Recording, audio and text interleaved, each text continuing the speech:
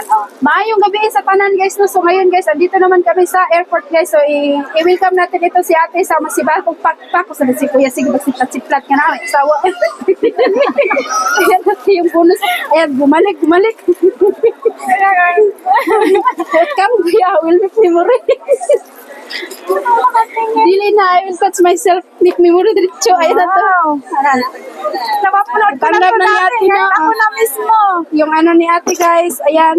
Nawala na auto pa no kasi kami guys. Nakita lang kami ng gwapo. Ayun na, hindi na nag-advertise. Ayan na guys. At saka yung of course guys, yung power bank natin. And then yung cellphone natin guys, nga pang malakasan daw ko na to ha. At saka yung bonus ni ate guys, kasi si ate cross country, galing si ate sa Oman. So yung bonus niya is 15,000 pesos no. So nandito na sa loob, tingnan natin yan ha. Charang, nandito na yung ano ni ate guys no. Makarecruit na ako Yan na nito. si ate. Kasi At nangararamdam saka na ako eh. yung ano ni ate guys no, gold plate ni ate na plato lang dahil. At saka yung bago natin na bonggisius din guys na siyempre gold plate o di ba? Sabi na yayamanin nagsada na to bisyo. Yayamanin ha. Masagan ang ganda nito. Oh. Charot. Ayan guys oh, di ba? Gold plate charang. Oh, ayun na guys no.